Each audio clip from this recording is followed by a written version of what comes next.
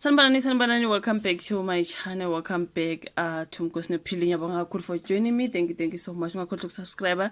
Like video, share video, and yeah, you guys kule video ke ngezitrend ayo ezichisa phela namhlanje kuthiwa ke USiya Kolisi no Rachel Kolisi ngathi bamemezele ukuthi sebeyahlukana.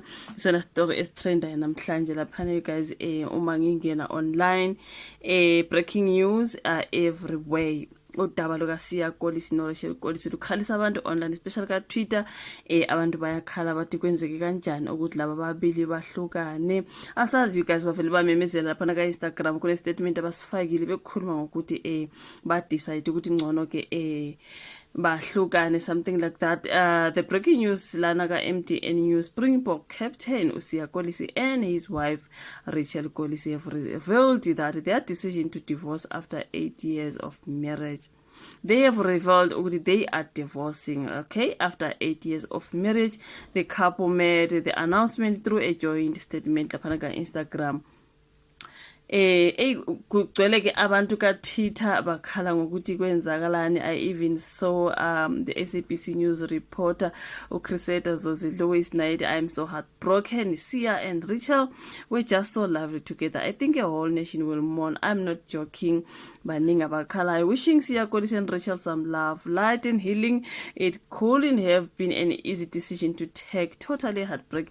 Everyone is just heartbroken. Mangika Twitter you guys ngama message abantu bethi ngcono ke i-country yonke imone ngoba why kwenzakala ndaba ababili behlukana. Asingena phana ku statement sabo asibhalile ka Instagram. Rachel Kolisi we wanted to share some important news with you. After much reflection and open conversations, we have mutually decided to end our marriage. This decision comes from a place of love, respect, and understanding that this is the best path forward for both of us. While our relationship as a couple is changing, we remain great friends and committed partners in raising our children with the same love and care they've always known. We will also continue working together on the foundation that means so much to us. We are grateful for the love, understanding, and support you have shown us, and we kindly ask for your respect as we navigate this transaction with gratitude and love. Siya and Rachel. Isona statement abasilahlele ka Instagram. Siya trenda ke basidonse basiletha ngapha ka Twitter.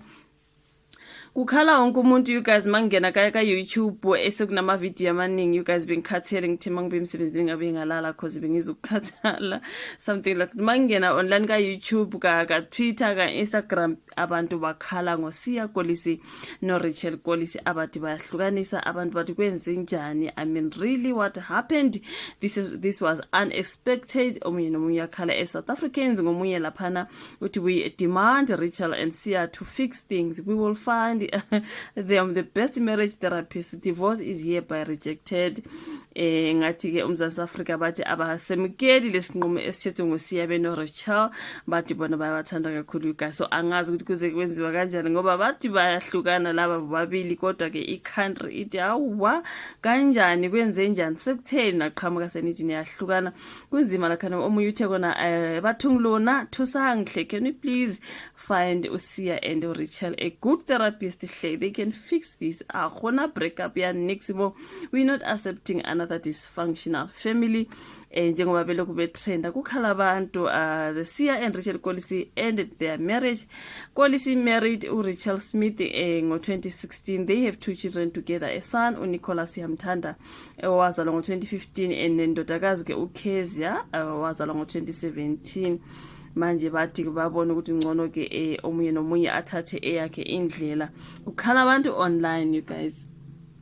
Kukhala abantu online after seeing Siya and Rachel Kolisi ending their marriage and getting divorce. I'm gonna need Dr. Musa Mtombeni and Lizelle to fight for their marriage. Oh God, you guys, yes, nazezinye izithandani lapha Dr. Musa no Lokungana. So now you guys ayikunzima ke bathi ngcono babona ukuthi omunye nomunye iphuma kanjani kulomshado uSiya beno Rachel. Kodwa ke i-country yona ngathi ithi ngcono nize ne better explanation. Asamukeli siyi-country but nokunzima ukwamukela. Siya and Rachel Kolisi are separating, are divorcing, that is uChris Excel. Angazi omunye nango ukuthi Rachel Kolisi decided to be a woman to USiya Kolisi. She never chased after temporary things and fake lifestyle. She was never here screaming men are trash because she was building her man.